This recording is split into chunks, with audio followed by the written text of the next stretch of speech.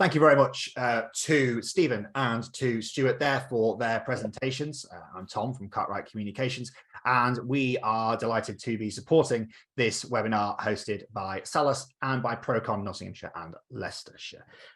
We have a packed panel today, so we're going to run through everybody that we've got on there. We've got some Salus regulars, and we've also got a couple of special guests. Just a reminder that if you'd like to get your question looked at by our team, you can pop it into the Q&A box on your screen as you look at it down at the bottom, and that will get you a chance to speak to anyone of our select panel. So we'll go around and do a quick intro so everybody knows who everybody is, starting with Paul Meadows. Thank you, Tom. I'm Paul Meadows. I'm one of the directors of Salus Building Control and Fire Safety Consultants, and very much proud to have been part of this webinar today. Thank you. You've already seen him on screen already, but once more for those who maybe joined a little bit late, Steve Cooper. Hi, I'm Stephen Cooper, and I'm the Regional Director for Salus Approved Inspectors and Fire Safety Consultants. And you've just seen him on screen as well. Stuart. Hi, good afternoon. I'm Stuart Bourne, and I am the Associate Director for the Fire Safety team for Salus. And it's going to get very confusing because we've got another Stuart from Salus as well. Yeah, I'm Stuart Power, another Director of Salus. And also joining us from Salus is Andrew. Hi, I'm Andrew Wignall. I'm the Corporate Business Director for Salus. And we've got a couple of special guests joining us, starting with Lauren. I'm not from Salus, but I am Lauren Watts, Head of Health and Safety for Glades, and we're a building consultancy firm. And our other external expert, we've got Pete.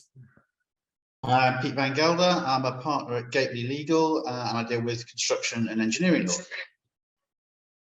Super. Thank you very much for the intros, guys. We've got around 20 minutes or so to get through the questions that we've had submitted. So let's get into them, and we'll start with one for you, Lauren. So you're obviously we've got the Salus guys on the panel. You're someone from an external source. What's the feeling in the industry at the moment? It's the industry at large around the changes coming from the Building Safety Act. It's a good question. We work both with clients and with construction firms and multiple duty holders at all stages. Quite varied, really, and kind of in depth. We've got a lot of clients and a lot of people are very unprepared, and we're trying to help them through that journey. I had a call with a client last week who this was the first time they'd heard about the Building Safety Act, which worried me slightly. Had some high-rise buildings. But then we go to the other end of the spectrum where people are very well prepared, have full sets of documentation, golden thread, clearly documented building safety cases, well prepared, and where the building registration process has already started. So they've submitted their applications already. So very varied, but I think generally a lack of frustration over some of the levels of guidance that has been made available, and some that's still got to come. So we have to do a lot in a short amount of time, it feels like. So there's a little bit of a challenge around that. I think when we spoke about it beforehand, we were describing it as an evolving situation, and one that's got some fairly strict deadlines as well. So there's the lack of clarity. Yeah, just to add to that, I think it's all going to happen very quickly. I think it's been almost 6 years since Grenfell, so I think it's going to happen extremely quickly. So there's lots and lots of stuff are going to be thrown out there and brought into force very quickly over the next probably 12 months. So everyone's got to be ready for it. Really, it will hit us very quickly. Now, Paul, the building safety regulators said recently there's been 750 applications that have come in since it launched the Building Online Register. Are there going to be enough building control inspectors out there to meet this demand? Because obviously we're talking now about some short timelines and a lot of work that needs doing. Well, that's a very interesting question. I mean, if we look at the way our current system is with local authority building control and approved inspectors, there already was a concern within the overall profession as to whether there was sufficient in the overall package. Now, we have to remember it starts of a roadmap, this building safety regulator regime. And it's starting at the top, it's starting with the high risk buildings. So in some ways, it'll be mitigated by the fact that it will focus on a certain area and a certain type of building, typically the 18 meters, seven stories, 2 residential units, care homes and the hospitals. But realistically, it's going to evolve to include all eventually. And I think, we're in a situation whereby there's been talk within the presentations there about competencies, about having to be registered, building control professionals to be registered, building control approvers to be registered. But there's also about competencies within the various sectors of construction itself, both principal designers, architects, other areas such as contractor competencies as well. So it really is an evolving, that it can't be underestimated that there are some very timelines that are moving forward rapidly. There's enactment still to take place. And I think that's the great thing about holding a webinar, is we have an opportunity to put information out there as best we know it, as it evolves, so we can support everybody, because ultimately everybody wants confidence, and I think that's the most important thing, Tom. Yeah, I think that's a really key point, isn't it? That confidence across the industry is really what's required, because as I say, these are quite severe changes and quite large changes that are going to come in, and there's a lot of there's a lack of it there at the moment. Monumental changes to the way in which we've had for the last, well, since the Building Act was created in 1984. So we've got some monumental changes really from that. We'll pop a question now over to Stephen. So this is coming from Ian, one of our attendees today. What section do HMOs now come under? Are they classed as commercial? Are they classed as residential? This is specifically talking in terms of fire doors and their specifications there. They're still classed as residential. HMOs are controlled under building regulations to a point where they're being constructed. When they're occupied, as long as the local authority has a register, then my understanding is they're controlled under the Housing Act as well, and they have to be registered with the local authority. That's not going to change unless you have a particularly tall one. It's unlikely you get one that's over 18 metres. So there's no real change proposed for those. The current rules will still apply. You've got to make sure that they're safe for the people in use when they're constructed, and their ongoing powers reside with the local authority to make sure that those provisions are maintained and the occupants stay safe whilst they're living there. Excellent. Now, Stuart Bourne, so we've had your presentation, which was really excellent and informative.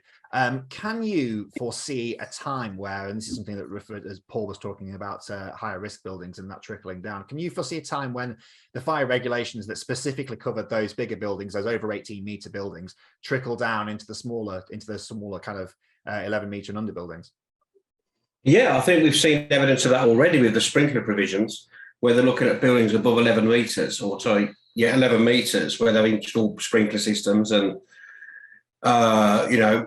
excuse me, the information boxes and stuff. And I think that Dame Judith Hackett did miss a bit of a trick there when they started to bring in the Building Safety Act and stuff. And I just said for buildings above 18 metres, because residential buildings above 11 metres do still pose a significant risk in certain areas to fire safety. And I think the arbitrary number of 18 metres historically was about the fire service's access, when they used to have these things called a wheeled escape, where they could reach up to 18 metres from their tenders to effect rescues from outside the structures.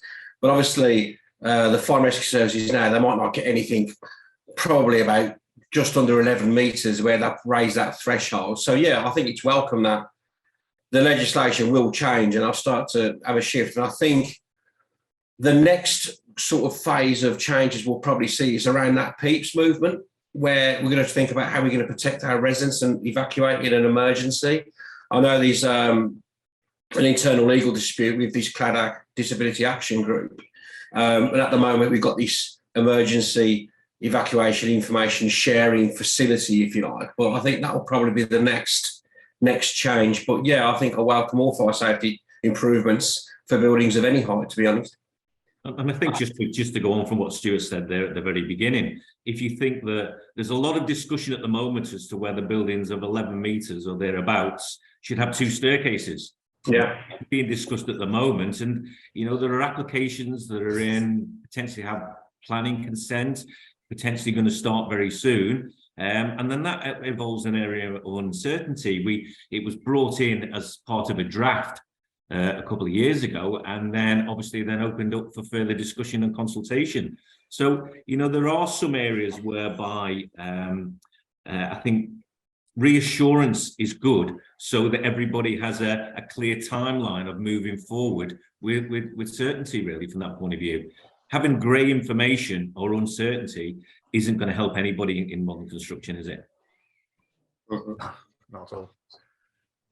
That actually leads us quite nicely onto a question for Pete, actually. So while there is this confusion, there are also penalties that are coming up for non-compliance in the Building Safety Act. So Pete, how stringent are those penalties, and is it kind of proportionate given the amount of confusion, if you like, that's around it?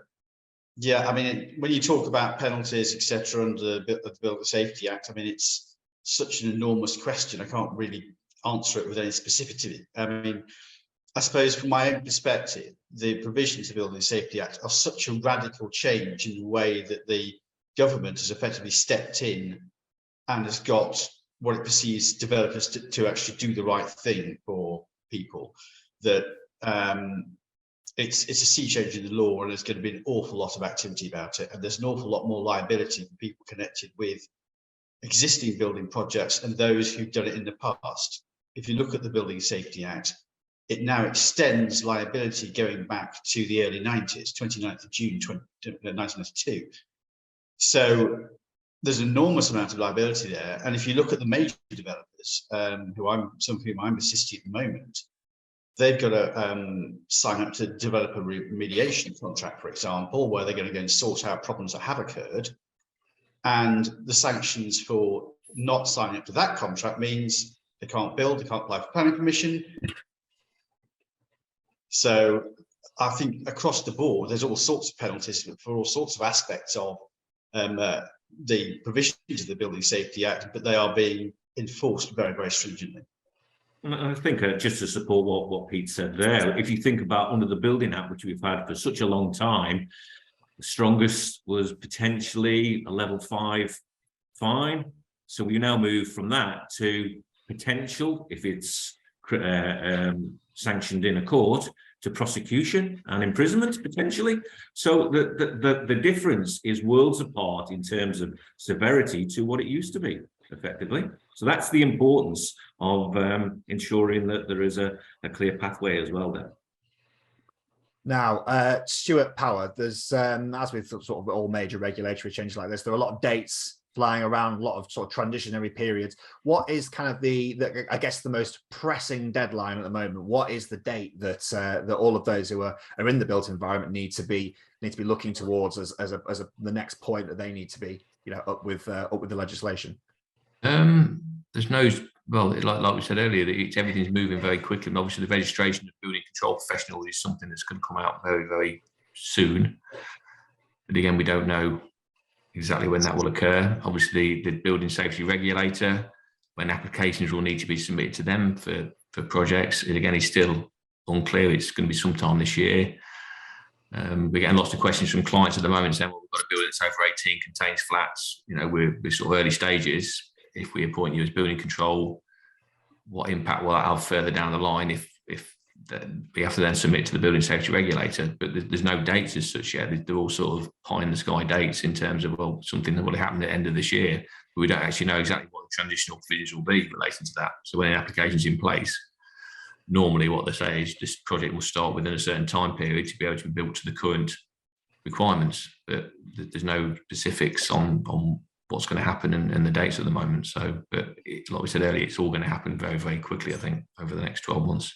Yeah, I think just to add to what Stuart said there, obviously, the main focus, I guess, for most people will be the in-scope ones, the tall building ones, because effectively the only clarity on that one really is about an application has to already been registered before October, and then has to commence before the 1st of April. On the other works, that will be an evolving process really, and there are no timescales for the other works that are part of the multi-variants of work that will be ultimately at some point in the future under control of the building safety regulator. Super. And sorry, we're just a little bit of interference there on the line, but I think we've clarified that. Andrew, we're looking at the sort of fire safety regulation changes. A lot of the talk was around high-rise buildings in Stuart's presentation. Are there any changes to buildings that aren't classed as those kind of high-rise and 11 meters and above buildings? So as Stuart's answered earlier, there isn't currently anything in the pipeline, but there's bound to be some changes as we move forward. for it. They're concentrating currently on the ones that are deemed to be at risk, which is 11 meters and above. But I think what is very clear is that those guidelines that are there for buildings above 11 meters, but it doesn't mean to say that you cannot apply them yourselves to buildings lesser height. And it would make good sense to consider some of the things that are in there for buildings above 11 meters to be sort of started to be introduced into the lower rise buildings for good housekeeping and good fire safety for it. But it's likely to over the years to start to drop as well. But like Paul said earlier about this thing about single stair, two stairs, there's been lots of talk about single stair buildings. There's obviously a consultation out to say, well, we ought to probably have 2 stairs in a building. Again, potentially that could have an impact moving forward if they decide that's the way forward. There will be transitional provisions, but that could be a way forward and a change to some of the guidance documents as you move forward. Yeah, and just to add to that, which is interesting, I think the Building Safety Act is pretty cast there. It is reckoning, the higher risk residential buildings, 18 metres and stuff. And I think the secondary legislation that's coming out, especially the Fire Safety England regulations, is there to bridge that gap. And it talks about the importance of information for residents on evacuations. It talks about the importance of flat entrance fire doors, and there's no height limit on fire doors in flats. They all need to, it's a requirement under the Fire Safety England regulations. So there's a lot of secondary legislation that sort of underpins the main sort of like the precursor to the Building Safety Act, to be honest. If I could just add to that as well, the changes going on through other guidance documents as well, the IE regulations have just been changed to talk about what you can install in protected staircases with fire doors on, essentially, in terms of electrical installations, and the rules around that have been tightened up quite significantly. So there are other changes going on that sit alongside this that aren't necessarily encompassed in the Act itself and the regulations that the safety regulator is enforcing. So it's quite a broad spectrum of change that's happening. It is, and I think it's very important that that you follow your industry's guidance and documents that are out there, because we're aware now the electrical regulations. I was trying to get the right one, but I always get it wrong. The electrical regulations have changed, and they've changed again. So they changed one way, and they've sort of tightened up in another way, but have slackened off in a way as well, because I think they got some of their wording wrong for it. Sorry, Lauren. So now I was just going to say, I mean, the way the Building Safety Act is structured, it's relatively fluid. The Secretary of State can introduce new types of buildings into that high risk category as well. So it's something that we will keep a close eye on. Lauren, we'll stay with you actually, because there's a question that came in from our audience. It's actually something that always puzzles me as well when I'm looking at this. Why are hotels excluded from a high risk classification? Surely they are the same as high-rise flats. You'd assume so. They have residential units, and they're of the right height. So it is a question we get quite a lot. They're obviously already covered by the fire safety audit, but generally these buildings have higher levels of control. They're normally staffed 24/7.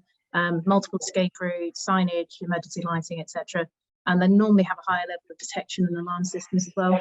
So generally those have been seen to be excluded, but that doesn't take away from the fact that they're going to be in a field that requires a higher level of competence and controls around there as well. So like I said earlier, there's no reason why at a later date it would potentially be something that's added in terms of including those high-risk buildings, but at the moment they're at a higher level of control than we normally see in normal residential buildings. Just one question, Lloyd. What about apart hotels? There's this thing now where there's sort of a cross between a hotel and a apartment block. How do they fall into the? They fall into the regime? And one that's been raised back to the regulator as well. So we're waiting for a little bit of feedback on that, because essentially those are closer to a residential type accommodation than a hotel would be. So and then fire safety wise, it could be designed akin to a hotel, or it could be designed akin to a block of flats, couldn't it? So you're not being able to pick it up. It's been quite a key point. We're waiting for some feedback essentially on that.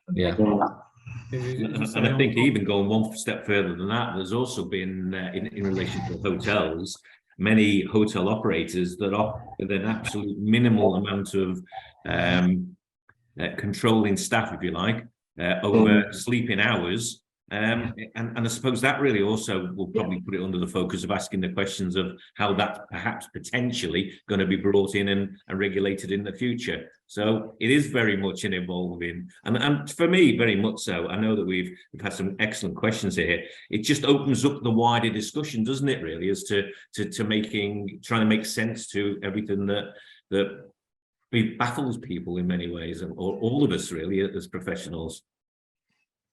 Well, we've got time for one more question. I'm going to direct it to Pete, but it may be one that other people can chip into. But I'd like to get sort of Pete's view from a legal standpoint.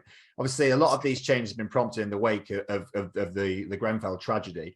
But were a lot of these changes actually needed? Were they already looking like being in place, or is this something that's been entirely prompted by Grenfell, and it's a positive change in that sense? Well, it's hard to actually say whether they would have come into force in any event. I think people generally have more technology that they can put into buildings, which actually help monitor this sort of thing more effectively. But nonetheless, obviously, Grenfell was a huge catalyst, and all the people who were involved in actually looking at what went wrong. That really has fueled the government's action to bring in legislation like this to actually force people to build buildings that are safe, both in terms of the materials they do and their structural rigidity.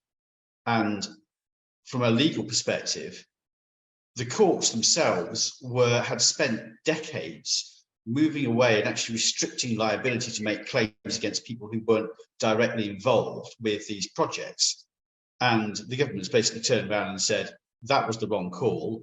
We're going to make everybody liable. And so the amount of liability that exists has massively increased.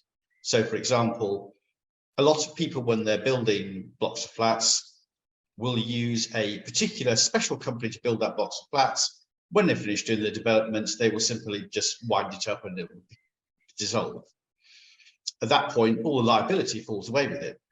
And the government said, we're not happy about that, because effectively the people who are really benefiting from that, who probably have a group holding company and taking all the profits out of it, are walking away scot-free. So now part of this legislation is they can now actually become after and actually are responsible for funding these repairs, which is, I think the right decision, because there's lots of people who spent an awful lot of money individually buying apartments in large apartment blocks, then faced with this enormous bill for replacing all the cladding and have no money to actually deal with it, whereas the developers are actually taking all the profit and are sitting there looking pretty. But I think it's probably right in injustice in that respect. Excellent. Well, that's a good place to wrap up for the day. So we have gone over time actually, and we still have plenty of questions that we can get through. So we will make sure that the questions are passed on to the panel, and the guys at Salus will endeavour to do their best and answer them for you. So all remains for me to say is thank you very much to everybody on the panel for the excellent presentations, for you for listening in and sending your questions in, and also to ProCon for supporting this event, an excellent organisation supporting those who are in the built environment. If you're not involved with ProCon already, strongly recommend you take a look at their website. So all there is left for me to do is to pass over to Paul Meadows, who will bring this webinar to a close. Well, thank you very much, Tom. Thanks for everybody for attending. And just as a reminder, we do record this. So if anybody wants a copy of the recorded version, then we can arrange for that to be distributed after the event. No problem at all. Thank you very much. Thanks for your attendance. Thanks, Tom.